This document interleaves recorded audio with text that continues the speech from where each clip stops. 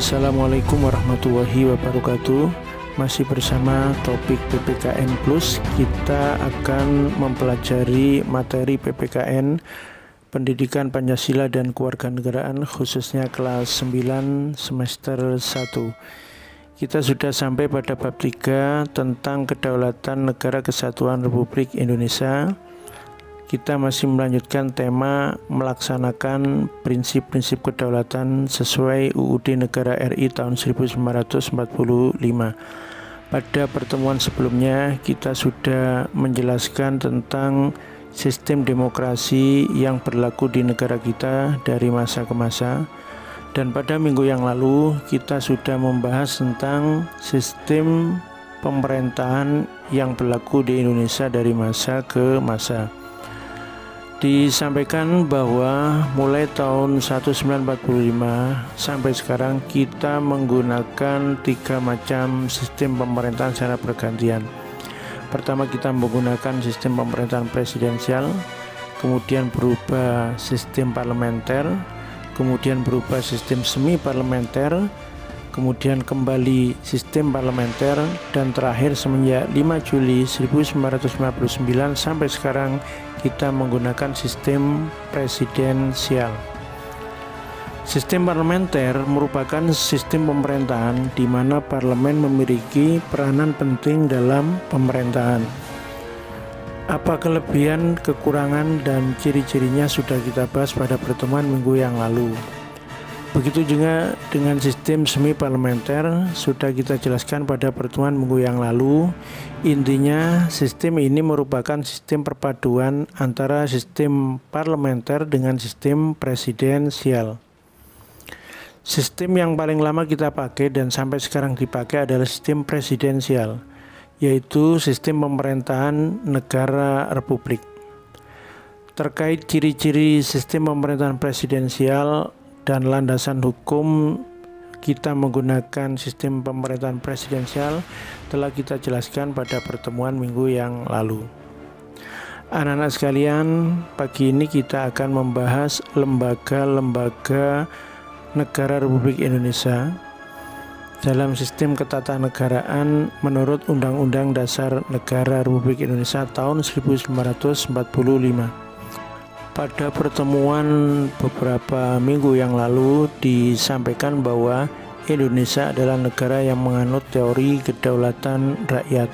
Buktinya yang pertama terdapat dalam pembukaan UUD 1945 alinea 4 ada kalimat Negara Republik Indonesia yang berkedaulatan rakyat.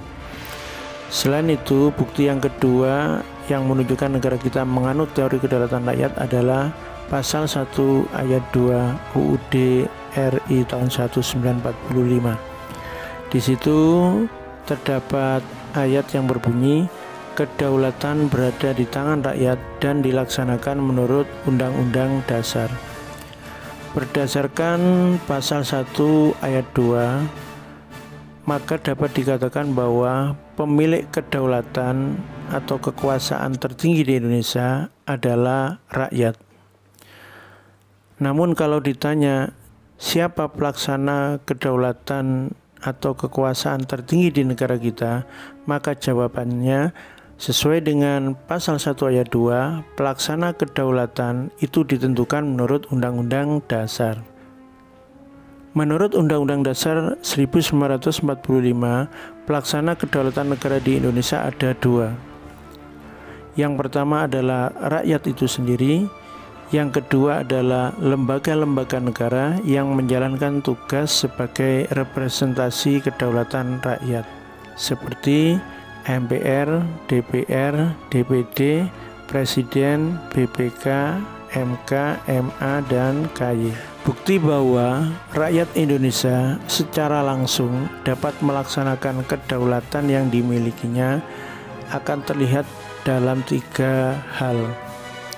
Yang pertama, pada saat pemilihan presiden dan wakil presiden. Yang kedua, pada saat pemilihan kepala daerah, dimulai dari gubernur, bupati atau wali kota, sampai kepala desa. Bukti yang ketiga adalah pada saat pemilu untuk memilih anggota DPR, DPD maupun DPRD. Selain rakyat, pelaksana kedaulatan negara Indonesia adalah lembaga-lembaga negara. Lembaga pertama yang kita bahas adalah Majelis Permusyawaratan Rakyat. MPR merupakan lembaga yang mempunyai tugas dan wewenang antara lain: satu, mengubah dan menetapkan undang-undang dasar; yang kedua, melantik presiden dan wakil presiden; yang ketiga, memberhentikan presiden dan atau wakil presiden dalam masa jabatannya; yang keempat, memilih wakil presiden dari dua calon yang diusulkan oleh presiden dalam hal terjadi kekosongan wakil presiden.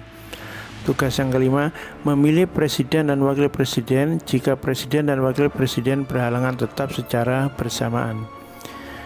Saat ini jumlah anggota MPR berjumlah 711, terdiri dari 575 anggota DPR plus 136 anggota DPD.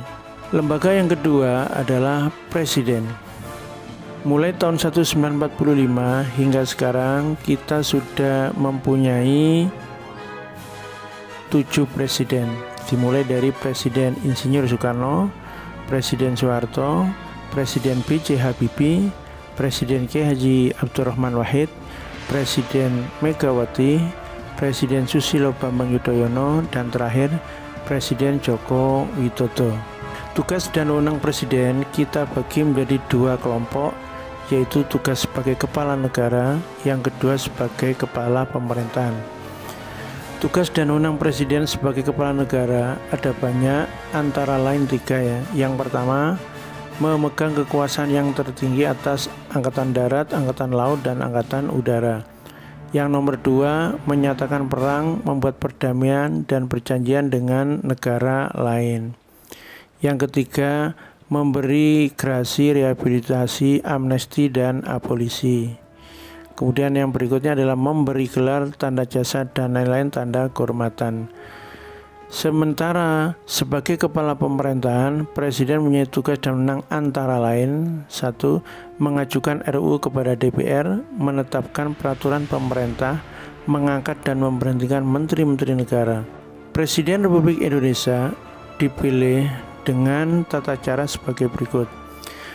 Jadi calon presiden dan wakil presiden itu diusulkan oleh partai politik atau gabungan partai politik yang memperoleh kursi paling sedikit 20% dari jumlah kursi DPR atau memperoleh 25% dari suara sah nasional dalam pemilu. Yang kedua, pasangan calon terpilih adalah pasangan calon yang memperoleh suara lebih dari 50% dari jumlah suara dalam pemilu dengan sedikitnya 20% suara di setiap provinsi yang tersebar di lebih dari setengah jumlah provinsi di Indonesia. Yang ketiga, dalam hal tidak ada pasangan calon yang terpilih, maka 2 pasangan calon yang memperoleh suara terbanyak pertama dan kedua dipilih kembali oleh rakyat secara langsung dalam pemilu.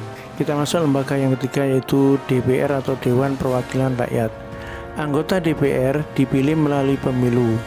Jumlah anggota DPR sebanyak 575 orang yang berasal dari anggota partai politik peserta pemilu. Fungsi atau tugas DPR ada 3. Yang pertama, fungsi legislasi, yaitu menetapkan undang-undang dengan persetujuan presiden.